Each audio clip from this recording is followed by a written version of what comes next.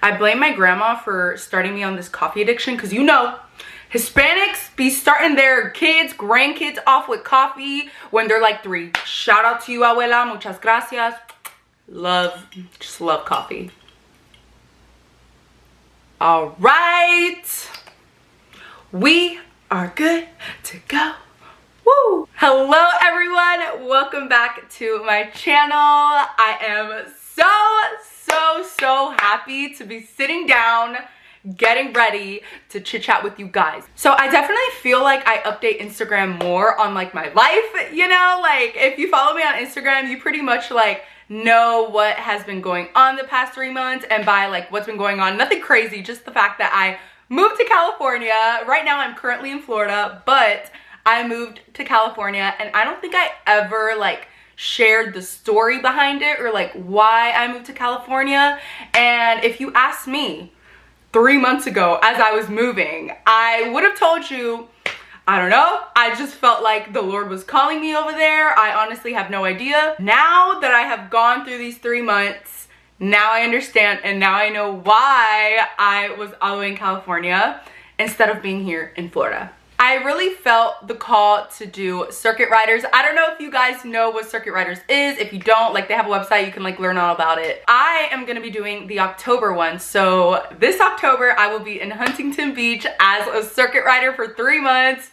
I am so excited. In my head, I already knew that I was gonna start and go to California in October, but the Lord had different plans. I was really feeling like doing the move to California before, and in my head, you know, I'm like, I don't know about that, Lord. Everything that I know and love is here in Florida. And so I was like, God, why do you want me to go out to California in January? So this was this past January. So I decided to do travel for my job, and I went out in January. I took an assignment in Northern California. So I was there for those 3 months. So let me tell y'all, I am a city girl, okay? I'm originally from New York.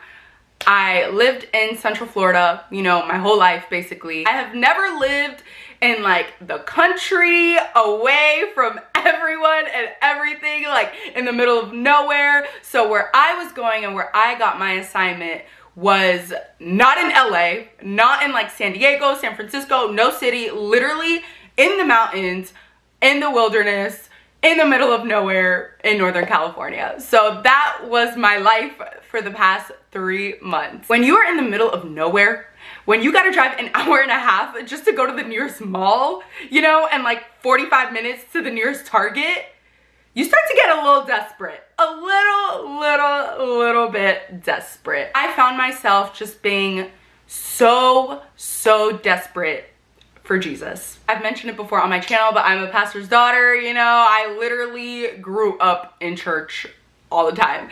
And so it's kind of sad to say, you know, but I'm 24, and for the past 24 years of my life, it literally wasn't until these past 3 months where I was only focused on Jesus. Because being out here in Florida with everything and everyone and Disney and the beach and parks, like, you're distracted, you know, like you are constantly distracted, constantly busy, just so sucked into the hurry of life. And if you're like me, I'm a workaholic. I would constantly pick up shifts. I was always picking up shifts, always working, and I was just always so busy, like all the time, like constantly. I always had something to do. Every single day there was always something. Like you can literally ask my friends and family, like, your girl was busy, like so busy. So being out in California, I only worked 4 days a week overnight, but I wasn't busy like on my days off, you know, like I was bored. And so I had nothing else to do but spend time in the secret place and, you know, spend time in the word and in prayer and in worship. And as a result, like, I just have never felt so strengthened and rested and just so peaceful in my life. And as I mentioned earlier, I was literally questioning the Lord, like, why do you want me to move out so early when Circuit Riders starts in October? Like, your girl still has 10 months and you still want me out here. So I was asking the Lord that for the past 3 months, and it wasn't until the week before my last day of my assignment where the Lord revealed to me why he wanted me out there. And guys, it's not mind-blowing. Like, it's not the most complex like thing that I learned. It was so simple yet so profound, and honestly, it wasn't just for me, which is why I'm sharing this. I really feel like this is for everyone. I was asking the Lord, you know, it's been 3 months, like why was I out here? Like, I mean, I loved it, but at the same time I was like, why? You know, like, what was the reason? And I just felt the Lord say, so you could be with me, so you could spend time with me. And I thought about that and I was like, but Lord, I spent time with you, you know, like I spent time with you in Florida. Like, I pray, I read the word, like I seek you, I'm in the secret place. It's not like I'm not. Those words were just ringing in my ear, like, so you could be with me, so you could be with me. And I was like, I don't get it. Like, I don't understand. I was like, help me understand, Holy Spirit, because what, like, I'm always with you. And that's when it hit me. And that's when I realized, like, I was away from everyone, literally everyone and everything.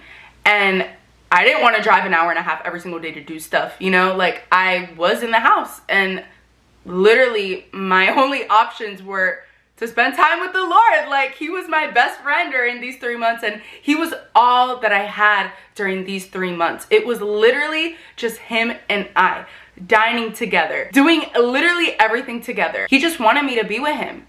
He just wanted to spend more time with me. That's literally all he wanted, and that's exactly what he wants from each and every one of us. This just made me think and made me realize that hurry and busyness can be such a disease and a downfall in a Christian's life. And I know the enemy like will show up as like depression, you know, or a negative thought that comes to our head, or like, you know, there are many different ways that the enemy attacks. If the enemy can't make you sin, he'll make you distracted. If you're not spending a lot of time in the secret place, if you're not being prayed up, if you're not putting that full armor of God every single day, you are a lot more susceptible to the attacks of the enemy. All the times that I was, you know, at Disney or like at the beach, and I'm not saying there's anything wrong with that, because the Lord wants us to have a good time. You know, I firmly believe that he puts us in community for a reason. We have friends for a reason, you know, like it's a beautiful thing, but it's also a beautiful thing just being with the Lord, like one-on-one, just you and him, taking a day out of the week just to be with him, just to commune with him, just to dine with him. And I know that this is gonna look different for every person because everybody's in different seasons of their life. So for me, I'm single, I have no kids, so the way that I spend time with the Lord is obviously gonna be different from a person that's married or, you know, has kids. But I really want to encourage you to just spend time with the Lord, because every single time spent with God will never, ever be wasted. Every single minute that you spend in the secret place will never be wasted. Isn't that what our Father is all about? Like, he wants to be with us. He wants to fellowship with us. He wants to love on us. How beautiful is it? The creator of the universe, our Father, all he wants is to spend time with us. How, like I literally, like, I don't understand. Like, it is just so beautiful how a God so big, so loving, wants to be with me, wants to fellowship with me. Like, it's so shocking, yet so beautiful. And it's crazy how much the Lord pursues us and how distracted we are from the hurry and busyness of life that we fail to see his pursuit over our life. Busyness distracts us from what truly matters. If you are spending 2 hours watching TV, then you should be able to spend 2 hours in prayer. If you're spending 2 hours scrolling through social media, then you should be able to spend 2 hours in the Word. We are just so distracted, guys, and we're so busy. Like, if you can spend time with your friends, you can spend time with God. These 3 months were literally the most I have ever spent in the secret place. And, you know, I think many times a lot of us go to the secret place in return for something. Like, we want something. Like, we're praying so deeply for something and, like, we only pray for that. But we don't go to the secret place just to be with the Father. And I feel like I also was in that trap where it was like I would pray and pray for something, pray for, you know, whatever prayer request I had on my heart, but it wasn't really to spend time with the Lord. And I feel like I'm literally exposing myself right now, but guys, this is literally everything that I have learned and I have seen based off of these 3 months. And I just found myself like craving and desiring to be with the Lord, not asking for anything.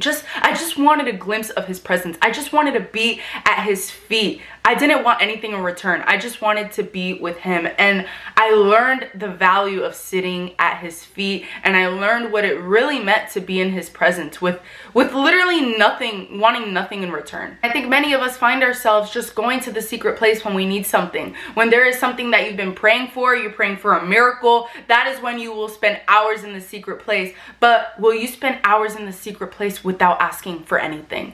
Would you sit down at his feet just to admire his beauty and not ask for anything? I saw this post on Instagram. Y'all, this post brought me to tears. Like, I was literally crying. Like, sometimes I still think about it and I, you know, tear up a little bit. But it just made me so sad because of how true it is. And it was a post, it was the most simple post ever.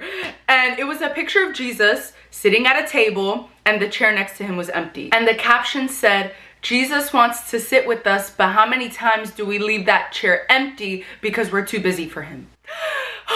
Like, my heart was literally shattered because it's so true. How many times is Jesus anticipating to be with us, to sit with us, to dine with us, just to be with us, and we leave that chair empty and we leave him alone because we're too busy, because we're too distracted. Hurry kills relationships, it kills joy, it kills peace. How many times are we like just living based off a thrill, you know? Like, we're just constantly doing stuff and like just so busy and like so like hurried. Like, we hurry to eat, we hurry to go to a meeting, we hurry to go meet with friends, then we hurry to bed. Like, we're constantly hurried. I feel like hurry is like overstimulation in a way, you know? Like, we are just so overstimulated, constantly on the go, you know? And that kills. Hurry kills. That is not how Jesus wants us to live. If you like read through the Gospels,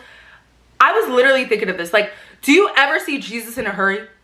Do you ever see him in a hurry? When he was gonna go meet with the Samaritan woman at the well, he took the long way to Samaria. Like, he didn't do no shortcut to go where he had to go next. No, he was chilling, you know? He was not in a hurry at all. He was just going with the flow, you know, whatever the Lord wanted him to do, obviously. But Jesus was never in a hurry, so why are we? And it's so crazy to me because as I was like reflecting on the past 3 months, I was like, wow, I had a Moses moment. And like, I don't know, maybe I'm being too extra or like too dramatic. I don't know. I don't think so. I just feel like, listen, there are no coincidences when it comes with the Lord. But I was literally in the middle of nowhere, in the mountains, with the Lord. God spoke to Moses on Mount Sinai. And we see that in Exodus chapter 3, I think. Or chapter 19. I think it's chapter 19. I'm gonna read it. I'm gonna go find it. Okay, yeah. So Exodus chapter 19 verse 3. It says, "Then Moses climbed the mountain to appear before God. The Lord called to him from the mountain and said, 'Give these instructions to the family of Jacob. Announce it to the descendants of Israel.'" So Moses went to the mountain. The Lord called Moses to the mountain to speak to him. And I was thinking like, wow, I was literally in a mountain in California, in Northern California. And that's where he spoke to me. And I was like, I had a Moses moment. Like, how cute. Like, it was just so cute to me. Anyways, I thought that was a cool little, you know, revelation. But he wants to do that with you. You know, your mountain doesn't have to be across the country. You know, your mountain can literally be, I don't know, in your room. It could be in your room. It could be in the shower, you know, for people that are moms or, you know, can't have a break and are constantly on the go with like their kids. Like, you can have your Mount Sinai moment anywhere. As long as you have a willing heart and you're willing to lay aside the hurry and the busyness and the stress for the Lord. And I also wanted to read this verse from Ephesians chapter 5, verse 15 through 16. And it says, "So be careful how you live. Don't live like fools, but like those who are wise. make the most of every opportunity in these evil days. What does that mean? What does it mean to take most of every opportunity? It means to just spend every opportunity that you have with Jesus, because that is the wisest thing that we could ever do. The wisest thing we could do is spend time with the Lord. You know how you could get rid of the hurriness and the busyness and the stress of life? It's by accepting the invitation that is found in Matthew chapter 11, verse 4. Come to me, those who are weary, who are burdened. That is an invitation that is literally from Jesus saying, listen, I know you're stressed out. I know you're burnt out. I know you're super busy. I know you in that Starbucks line waiting for your cafecito, you know, to make it through the day. But come to me. I think many of us want more of a restful lifestyle and like a quiet lifestyle, or like a lifestyle like Jesus, where we can like just spend as much time as we can in the secret place. Because if you look in the Bible, you know, in the New Testament, when Jesus was out and about, you know, doing ministry and all that, we see that Jesus took every opportunity to go aside and pray. Go aside and be with the Father. I think a lot of us just like, we're so tired and we have no strength or energy. And listen, I'm speaking for myself, you know, in those moments where I'm just so exhausted, like I work overnights, and listen, it's rough. When I get home from work at 7 a.m. and I see the sun about to come out, I'm like, I'm going to bed. You know, like I'm tired. Your girl is exhausted. Like I don't want to pray. I don't want to do nothing right now, Lord. I'm sorry. You know, and there are days where I do that. And I'm like, God, I'm tired. You know my heart. I'm tired, you know? But I feel like if we adopt the lifestyle of Jesus and what he had and what he showed, which is despite of being busy, do you not think that Jesus wasn't busy? Like Jesus was busy doing ministry, but he wasn't in a hurry. I feel like that is a big difference. He was busy doing miracles, preaching, you know, teaching the disciples, yet he wasn't in a hurry. And many of us are busy, but we're so hurried, and the hurry sucks out the peace and joy and happiness of our life. And many of us, I know many of us don't want to live like that, but we have to be willing to surrender all of that. I feel like everything kind of comes down to surrender. We have to surrender these things to adopt the lifestyle of Jesus. We already live in such an overstimulated world, and we don't have to be sucked into that. You know, the Bible says, do not conform to the patterns of this world. And I really do believe that that also means with hurry. It doesn't just mean like, don't go clubbing, don't go partying, you know, like don't get drunk, you know, like it doesn't just mean that. But I truly do believe it means, you know, don't be so sucked into the rush of life and like to the point where you're just not peaceful and you're stressed out all the time. Like he doesn't want us to live like that. I know the Lord wants us to be like Mary. He doesn't want us to be like Martha, who's constantly so stressed out about her things and she's hurrying to, you know, make dinner for everyone. No, in the middle of the rush, be like Mary and be the one who is sitting at the feet of Jesus, learning from him, admiring him. So I really just want to encourage you guys.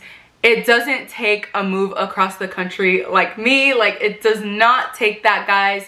It can be anything that you guys want to just give to the Lord, to surrender to the Lord. Like I just want to challenge you guys. Let's have a challenge this week. Are you willing to take one day this week and just spend the day with the Lord? Have a Jesus day.